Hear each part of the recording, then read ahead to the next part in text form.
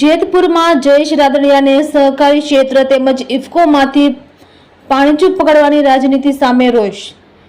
જેતપુરના જેતલસરના આગેવાન દ્વારા રાત્રિના સમયે વિડીયો વાયરલ થયો હતો। જેતલસરના આગેવાન દિલીપ ભુવાનો વિડીયો વાયરલ થયો હતો। લોકસભાના આયાતી ઉમેદવાર મૂકી સ્થાનિક નેતાઓનું કદ કપ્યાના આક્ષેપો। વિડીયો વાયરલ થતા દિલીપ ભુવાને પોલીસ સમક્ષ હાજર થવા ફરમાન। દિલીપ ભુવાએ મીડિયા સમક્ષ અનેક ભાજપના નેતાઓ પર આક્ષેપો કર્યા। સહકારી આગેવાન અને જયેશ રાદડિયાને વેતરવાની પહેલ વળી ચાલી। ખેડૂતો નેતા જયેશ રાદડિયાને સહકારી ક્ષેત્રમાંથી કાપવાની પહેલ રવિ સામે રોષ। ખેડૂતો તેમજ અન્ય આગેવાનો પણ જયેશ રાદડિયાને આપી રહ્યા છે સમર્થન। જામકંડોરણામાં કેન્દ્રીય મંત્રીના રોડ શોનો ફિયાસ્કા વિશે પણ દિલીપભાઈ ભુવાએ ઉલ્લેખ કર્યો હતો। રિપોર્ટર આશીષ પાટડિયા, જેતપુર। કાલનો વિડીયો 30/4 નો જે વિડીયો વાયરલ કર્યો હતો એ અમારા દિલને એક વેદના હતી। કિસાન નેતા અમારા જયેશભાઈ રાદડિયા, સ્વર્ગસ્થ વિઠ્ઠલભાઈ રાદડિયા, જેમનું પ્રતિનિધિત્વ 15-17 વર્ષથી આ ઇફકોની અંદર કાયમી માટે ડિરેક્ટર તરીકે રહેતા હતા। એને વાહે રાદડિયા પરિવારમાંથી જયેશભાઈ રાદડિયા 2 ટર્મથી ડિરેક્ટર તરીકે રહેતા હતા।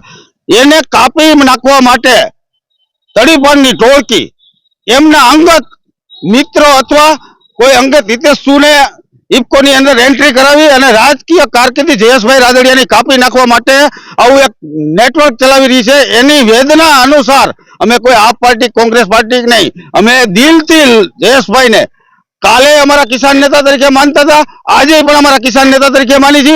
એની વેદના પેટની અંદર રહેતી નહોતી એટલે વેદના ઉભરાઈને બહાર આવી છે। એટલે અમે કાલે સહી સ્વીકારીશું નહીં અને આજે આ વસ્તુ સ્વીકારશું નહીં। હું એક નહીં, આવા ગામે ગામ જેતપુર તાલુકાના ને આ રાજકોટ જિલ્લાના 1058 નેસડા સહિત જયેશભાઈ રાદડિયાના સમર્થનની અંદરથી વેદના ઠલવે। અને હું તો એક ખેડૂતના દીકરા તરીકે મારી વેદનાને બહાર કાઢી છે। એના અનુસંધાને કાલે કિસાન નેતા તરીકે અમે જયેશભાઈ રાદડિયાને સ્વીકારતા હતા, આજે કિસાન નેતા તરીકે અમે જયેશભાઈ રાદડિયાને સ્વીકારી છે। કારણ કે જે તે સમયે મંડળીની અંદર નાના માણસને લોનની જરૂરિયાત હોય કે કાર્યકરોને લોનની જરૂર હોય, આપનો કાર્યકર હોય કે કોંગ્રેસનો કાર્યકર હોય, જયેશભાઈ રાદડિયાએ કોઈ દિવસ એમાં રાજકારણ નથી લઈ આવ્યા। એટલે અમે એની અંગત અમની વેદના થઈ કે જયેશભાઈ આપણો કિસાન નેતા છે અને જયેશભાઈને કાપી નાખે એ અમે સ્વીકારી નથી શકતા। એટલે અમારી વેદના, અમારા દિલની વેદના અમે બહાર કાઢી છે। અરે આ તડીપારની ટોળકીના જે ભાજપના તડીપારની ટોળકીના અમુક ભાજપ સાથે રહેલા લોકો જયેશભાઈનું રાજકીય કદ ઘટાડવા માટે આ બધા નાટક કરી રહ્યા છે। આ રોજ છે જામકંડોરણાની રેલીની અંદર આજે એના વિડીયોના પ્રતિક્રિયા નથી પડ્યા। હું એવું નથી કહેતો કે અમે વિડીયો વાયરલ કર્યો એના પ્રતિક્રિયા પડ્યા, પણ જામકંડોરણાની જેતપુરની અંદર પણ ધોરાજીની અંદર રેલીની એને જે બાઇક રેલી કરી હતી રેલીની અંદર માણસો આવવા માંગતા નથી। કારણ કે જયેશભાઈની કારકિર્દી ખતમ કરવા માટે આ લોકો ભાજપના મિત્રો તૈયાર થયા છે। જેના અનુસંધાને આજે જામકંડોરણાની અંદર રેલીની અંદર 8-10 ગાડીઓ હતી, કોઈ માણસો નહોતા, 5-7 જણા એના વચોટિયા હતા, એટલા જ હતા। કારણ કે રાજકીય રીતે જયેશભાઈનું વેતરે એ રીતે વેતરવામાં એટલે આ લોકો તડીપારની ટોળકીના માણસો કાયમી પ્રયત્ન કરી રહ્યા છે।